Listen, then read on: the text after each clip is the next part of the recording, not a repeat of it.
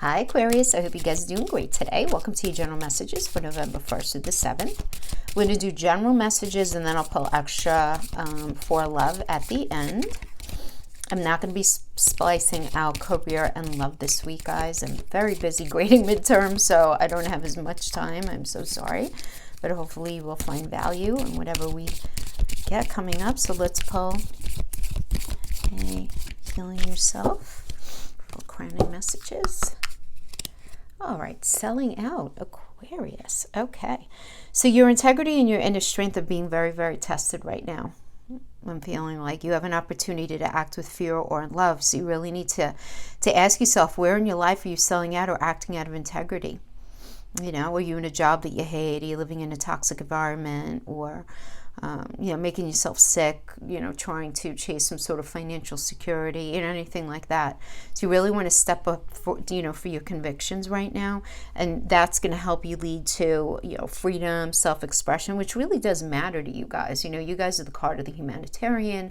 You guys are all focused on the future, doing things your own unique way. So I do see, you know, this mindset being very beneficial for you right now. And this is a bit of an interesting week, let's just say that for sure, right? We do have Mercury finally going direct on Tuesday, but because it's dealing with the square, the Saturn square that I've been talking about, and that's going to be hanging out until like the end of the week, in conjunction with it not coming out of its post shadow, I don't see Mercury retrograde being very forward moving, honestly, guys, until the middle of the month. And that's not a bad thing. It's definitely going to be lightening up by next weekend, by like the 7th, I'd say, because the moon's going to be in Leo by then. And I just feel like we're going to be ready to have a little bit of fun.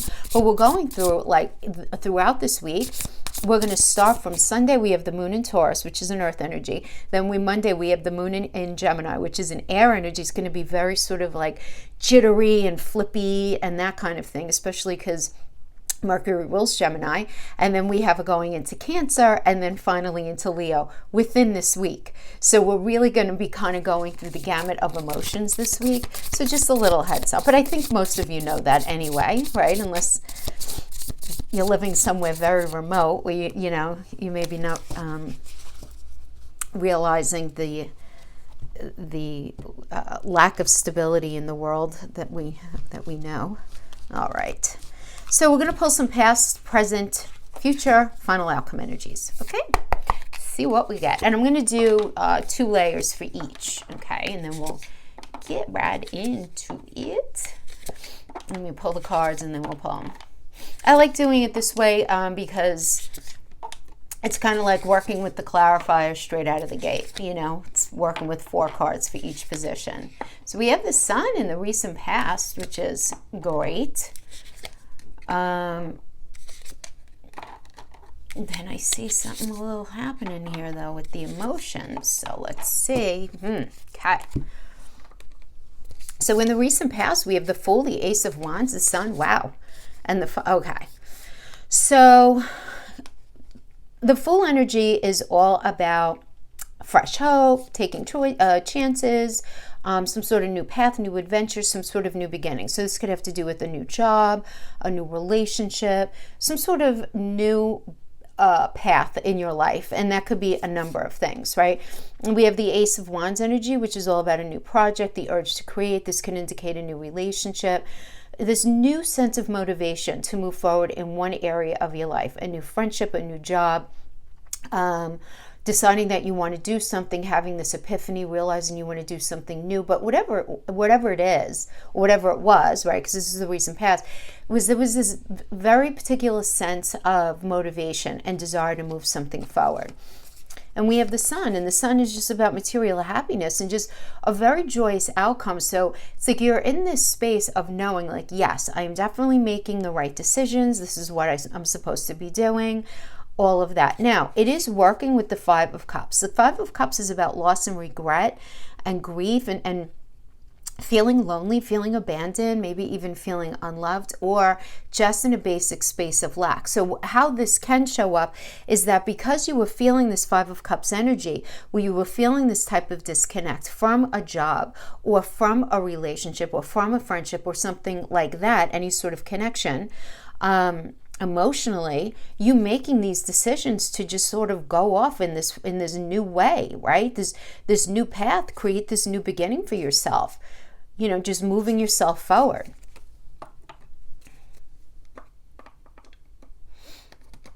Because I don't see it like you being in this fabulous space and then somebody coming in and dropping the bag of cement on your head. I don't see that happening here. There are too many positive cards. So it seems like there was this thing that you were involved in and you made a point of really working towards bettering yourself, healing yourself. We have the Ace of Swords in reverse and we have the King of Cups in reverse. So the Ace of Swords in reverse is indicating right now you're experiencing some sort of stress, some sort of mental blocks. You might be even exercising some poor judgment or be dealing with somebody who's exercising poor judgment, dealing with somebody who's being very dishonest. You may be dishonest right now, you know, where you're dealing with this kind of energy. And that was working with the King of Cups in reverse. And this could be a very abusive energy, very emotionally manipulative, right? Because if Cups is sharing emotions, right? So if it's reverse, it's not sharing the emotions in a healthy way, which is where the emotional manipulation can come in. Passive aggressiveness, cutting you off. You know, ghosting can be like the sword reverse energy or the cup reverse energy. It's like this disconnect, this sense of disconnect. Now, you could be feeling that, you could be doing, or somebody could be doing it to you. This is something that, you know, or it's something that, okay, here we go. We have the Ten of Swords and the Nine of Cups in reverse. This is very obvious to me, very clear. All right, because the Nine of Cups in reverse, this is straight up. This is about somebody, first of all, being, it's about wishes not coming true, because the Nine of Cups in the upright is about wishes coming true. But more specifically, the Nine of Cups in reverse can be about greed. So if this has to do with work, this can have to do with laziness. You or somebody that you're dealing with may have been gaining like a lot of weight in a very unhealthy way. I'm just randomly throwing that out there because I'm being called to. Either you or somebody that you're dealing with, somebody was looking for quick results in something, but it all just became too crazy and stressful, right? Because then we have the Ten of Swords, which indicates a complete and painful ending, like the rock bottom of something. It had to happen. Now, guys, this is still a minor arcana.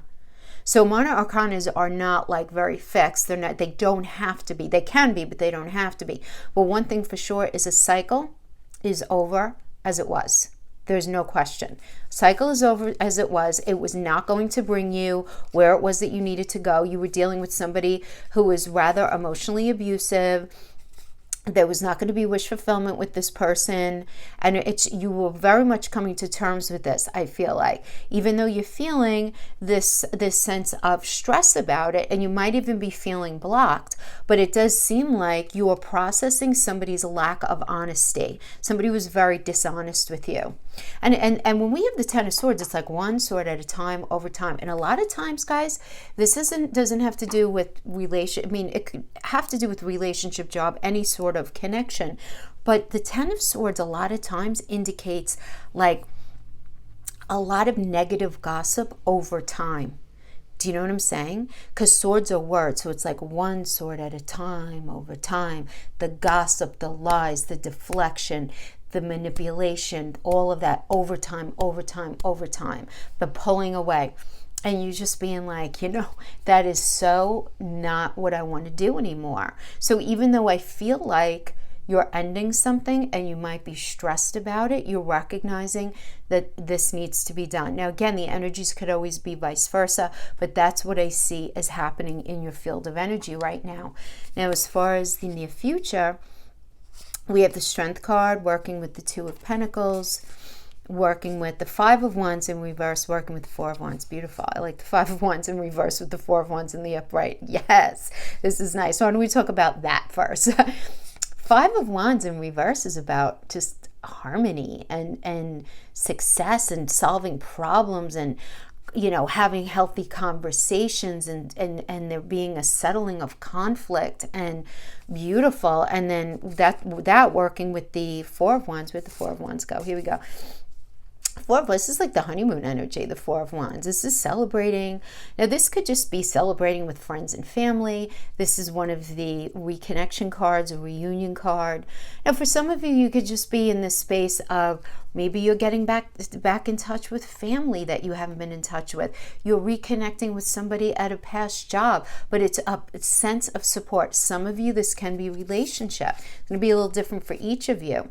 And we do have the Strength energy in reverse, which is indicative of some sort of abuse of power, disgrace, fear, discord, some sort of self-sabotaging behavior. Now, this was leading into this energy. And then we have the Two of Pentacles. So that discord, that self-sabotaging behavior is working here with having options, two choices, multitasking, trying to figure out what it is that you should do. So Aquarius, you may be dealing with somebody who is just a little too much in their own ego, a little too much based in fear, where they exercise self-sabotaging behavior. There's this constant insight of discord, and you realize, but it confusing you. So I feel like, remember, this is only for a week. I feel like this energy is happening and is confusing for you, but you're going to end up having that conversation that needs to be had, and you're going to do some really good air clearing. Now, for some of you, it's going to be very healing for a relationship or connection. For others of you, you're just going to feel very peaceful about having gotten something out, figuring out, have you been selling out in this situation, in this job, in this relationship? But the bottom line here is, at the end of it, you're going to be surrounded by people who care about you, who love you. So if it's a relationship that didn't work out and you don't want to work that out, the air is cleared, things are settled, and you're just hanging out with old friends, hanging out with your family. Really nice stuff, okay? Some of you are going to be reconnecting with somebody from your past. Some of you are going to be clearing the air at that, with that job situation, whatever the circumstance within your friend circle, whatever it is. But I do like the idea of the Four of Wands being on the bottom with the Five of Wands in the reverse. So somebody needing to be checked with their ego and their fear-based sensibility and all that ends up bringing with it. So we have the Ten of Wands in reverse, the Judgment. This is in the near future. We have the Moon and we have the Hermit. Ooh, these are two very, very deeply introspective cards. So the Ten of Wands in the reverse is about just saying, you know what? Nope. No more. This is about freedom and lightening up and finally saying no to something, taking a break, you being very clear on you needing to take a break from something. That friendship, that family connection, that job, something within that relationship. This is a good energy. Like, it's done already, though. Do you know what I mean? It's done. And that was working, I believe, with Judgment up there. Yeah. So the Judgment energy is about forgiveness, but there's clarity here. And there's this final decision, and it's a wake-up call. There's a wake-up call where you're just like, oh my God, what was I doing? Why was I in that? Why was I letting them treat me like that? Or why was I treating them like that? Or why was this going on? Having to do with whatever it is. But it is a wake-up call. And the need to make a final decision. There is a final decision that's absolutely happening here. And that final decision is, nope, no more of this. That's not good for me. This path is better, even though I really don't know what the hell this new path means just yet, right? Nobody does because of the astrology, right? But you know that was not good for you. We have the Hermit energy here. I like this for you working with the Moon, all right? Because first of all, the Hermit is a Virgo energy, and Virgos are the problem solvers of the zodiac, right? So the Hermit energy is all about going within for clarity, a quest for personal truth and spiritual illumination, but through a lens of looking for solutions and not hyper-focusing on the problems of a situation. You know what I mean? Which is so good. And then we have the Moon energy here, which is about you seeing problems that other people around you just don't see, and you making the decision to make voluntary changes through trusting your intuition. The Moon means that you're feeling things underneath the surface that you're not revealing to people. So I see you doing a lot of beautiful problem solving, thinking about things in your own unique way, Aquarius. You guys are so strong with that. You guys are an air energy. You're very mental. You're very focused on the future. And I see this beautiful problem solving going on for you in your life right now. Lots of processing, realizing what's good for you, what's not good for you. Yeah, absolutely. Where you've been selling out and where you need to not do that anymore. And really just, live in your own integrity and your own value and your own level of authenticity, for sure. So let's pull a couple of, we're going to go for some love. And, as I've been saying, the reason I pull extra energies at the end of my readings for love is because I absolutely get more questions about love than I do particularly about like career, for example, or family situations. So I do try to always address career throughout the month quite heavily, but that is why I pull the extra energies for love. Now, this love can piggyback on what we just pulled, or these could be entirely different messages. If you could do anything, what would it be? The answer dwells in your heart, not in your mind, for the heart is the gateway to the soul. Not an easy energy for an Aquarius, right? Because you guys are so mental. Things have to make sense to you. Obviously, it depends on what else is in your chart, right? If you have a lot of heavy water energies as a rising, or if you have a water moon, you may be a little different than that generalized archetype. So it does depend. Embrace. Through each other, you find the missing pieces. Okay. One more. Life is a series of constantly shifting cycles. When we resist change, we resist the natural flow of life and create unnecessary stress. Go with the flow. You will be surprised where it leads. So I feel this sense of sort of like lightness. Let's pull Island Time Wellness, and then I'm going to pull some Lenormand. Okay. In case I have to pull some extra Lenormand, let me do all of the love oracles on the same show. You know how it goes with the Lenormand. Sometimes I have to pull until I'm told to stop. I end up having a lot. Separation, sadness, missing you, thinking about you, yearning, unsure of the future. Heartbroken, deeply hurt, sad, separation, breakup, feeling lost, grieving, mourning. Yeah, so there's definitely this idea of cycle. Trying to listen to your heart, not your mind. Engagement ring. Engagement, partnership, commitment, eternity, completion, union. Yeah, I have to tell you, this is obviously, it's not going to resonate with all of you. Let me pull some Dreaming Way Lenormand. I see at least a discussion going on between somebody that you were with or are in a weird space with. There's separation and there's pain here. But it's like you're each other's missing piece, and it's kind of destined that this union is supposed to happen. But what's been getting in the way is some sort of unhealthy cycle that needs to be addressed. Man, who else got that one first? I think Pisces did. Okay, looking at the future, that's a very much an Aquarius energy right there. Okay, we have the whips, which indicates an argument. Stork. Okay, and lilies.